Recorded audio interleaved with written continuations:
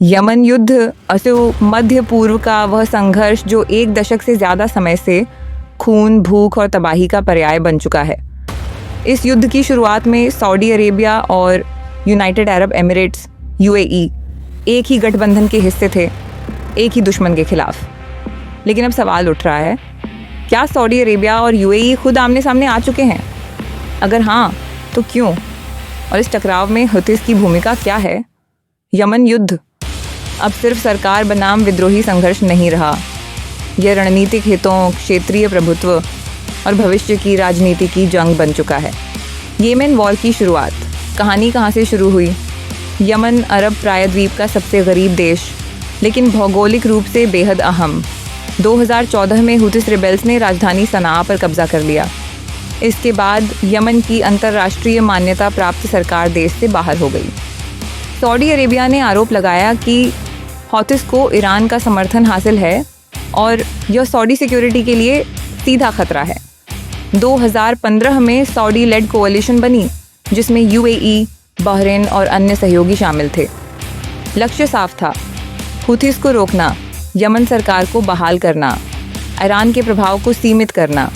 Saudi Arabia और UAE शुरुआत में एक दूसरे के साथ ही शुरुआती वर्षों में सऊदी अरेबिया ने एयर स्ट्राइक्स डिप्लोमेटिक लीडरशिप संभाली, जबकि यूएई ने ग्राउंड फोर्सेस, साउथर्न यमन में मिलिशियाज, बंदरगाहों और स्ट्रैटेजिक क्षेत्रों पर फोकस किया। तब तक सब कुछ एक ही दिशा में जाता दिख रहा था। लेकिन यमन की ज़मीनी सच्चाई धीरे धीरे दोनों देशों की अलग अलग प्राथमिकताएं उजागर करने लगी। असली फ़र्क, दोनों क्या चाहते हैं? यहीं से टकराव की जड़ निकलती है। सऊदी अरेबिया का लक्ष्य पूरा यमन एकजुट रहे, एक सेंट्रलाइज्ड गवर्नमेंट बने, सऊदी बॉर्डर्स सुरक्षित रहे, हाउथी थ्रेट खत्म हो। यूएई का लक्ष्य दक्षिण यमन में प्रभाव, स्ट्रैटेजिक पोर्ट्स पर नियंत्रण, मैरीटाइम ट्रेड रूट्स की सुरक्षा, इस्लामिस्ट ग्रुप्स को कमज़ोर करना। यानी सऊदी अरेबिया चाहता है स्टेबल यूनाइटेड यमन, यूएई चाहता है controlled strategic south Yemen, southern. Transitional council STC विवाद की चिंगारी, यूएई ने साउथ यमन में एसटीसी को खुला समर्थन दिया। एसटीसी साउथ यमन की अलग पहचान चाहता है, कभी कभी यमन सरकार से भी लड़ चुका है, एडेन जैसे अहम शहरों पर काबिज रहा है। यमन सरकार का आरोप, यूएई यमन को तोड़ना चाहता है। सऊदी अरबिया इस स्थिति में उलझ गया।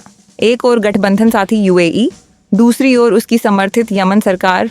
यहीं से सऊदी यूएई समीकरण बिगड़ने लगे। हुतीस, दोनों के लिए अलग अलग खतरा। हुतीस आज भी सऊदी अरेबिया पर मिसाइल और ड्रोन अटैक्स करते हैं, रेड सी शिपिंग रूट्स पर हमला करते हैं। सऊदी के लिए हुतीस नेशनल सिक्योरिटी थ्रेट। लेकिन यूएई का नज़रिया अलग है। यूएई ने कुछ हद तक हुतीस से डायरेक्ट कॉन्फ्रंटेशन कम कर दी, खासतौर पर 2019 के बाद। ये बात सऊदी को पसंद नहीं आई। यूएई का आंशिक विड्रॉवल और संदेश 2019 में यूएई ने अपने कई सैनिक यमन से हटाने शुरू किए। यूएई का कहना था, हम अब डायरेक्ट मिलिट्री रोल कम कर रहे हैं, लेकिन सऊदी एनालिस्ट्स का मानना था यह रणनीतिक रिपोजिशनिंग है, विड्रॉवल नहीं। यूएई ने सैनिक कम किए, लेकिन मिलिशियाज और इन्फ्लुएंस छोड़कर नहीं गया।